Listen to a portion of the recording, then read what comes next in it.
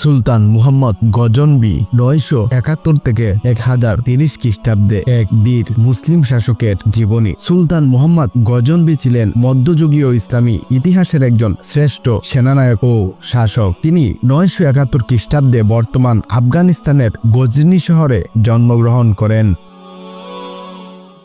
তার পিতা ছিল সাবুকতগিন, যিনি নিজেও একজন শক্তিশালী সামরিক নেতা ছিলেন এবং গজনি রাজ্যের প্রতিষ্ঠাতা। মাহমুদ তরুণ বয়স থেকেই বীরত্ব ও শাসন ক্ষমতায় পরিচয় দেন। 997 খ্রিস্টাব্দে পিতার মৃত্যুর পর তিনি গজনির সিংহাসনে বসেন এবং তার শাসনকাল শুরু হয়। সুলতান মাহমুদের অন্যতম কৃতিত্ব ছিল ভারতের বিরুদ্ধে একের পর এক সফল অভিযান পরিচালনা করা। তিনি প্রায় 17 বার ভারত অভিযান করেন এবং প্রত্যেকবারেই বিজয় লাভ করেন।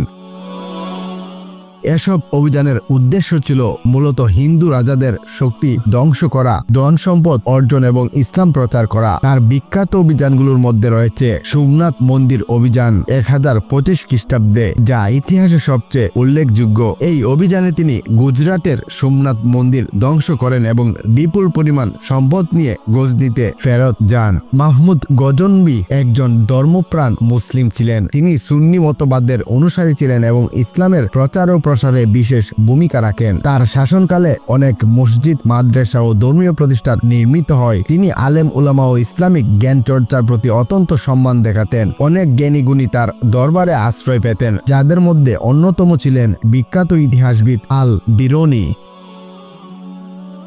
মাহমুদ গজনবির শাসনকালে গজনি একটি সমৃদ্ধ ও সাংস্কৃতিক কেন্দ্র হিসেবে গড়ে ওঠে। তিনি দক্ষ প্রশাসক ছিলেন এবং তার রাজ্য শৃঙ্খলা ও ন্যায় বিচার প্রতিষ্ঠা করেন। তিনি জ্ঞান, বিজ্ঞান ও সাহিত্যকে পৃষ্ঠপোষকতা দিতেন। গজনি তার শাসন আমলে জ্ঞানী গুণীদের এক মিলনস্থলে পরিণত হয়েছিল। বিশেষ করে আল বিরুনি ও ফেরদৌসির মতো বিদ্বানরা তার দরবারে ছিলেন। ফেরদৌসির লেখা শাহনামা ছিল মাহমুদের দরবারের রচিত একটি বিখ্যাত কাব্যগ্রন্থ। মাহমুদ গজনবি 1030 খ্রিস্টাব্দে মৃত্যুবরণ করেন। তার মৃত্যুর পর গজনি সাম্রাজ্যের কিছুটা দুর্বলতা দেখা দিলেও তার রেখে যাওয়া ঐতিহ্য দীর্ঘদিন পর্যন্ত টিকে থাকে। তিনি শুধু একজন সফল যোদ্ধা ও সাম্রাজ্যবাদী ছিলেন না, বরং জ্ঞান, সংস্কৃতি ও ধর্মীয় মূল্যবোধের একজন রক্ষকও ছিলেন।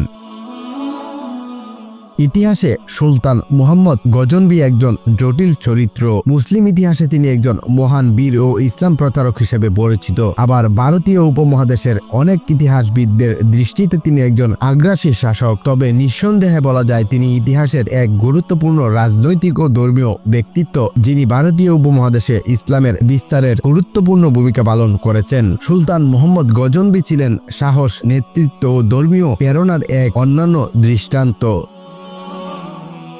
তার জীবন ও কর্ম মুসলিম ইতিহাসে এক গৌরবময় অধ্যায়, যা যুগে যুগে মানুষকে অনুপ্রাণিত করেছে। তার শাসন ও অভিযানে ইসলামী সভ্যতা একটি নতুন মাত্রা পায় এবং উপমহাদেশে মুসলিম শাসনের ভিত্তিপ্রস্তর রচিত হয়।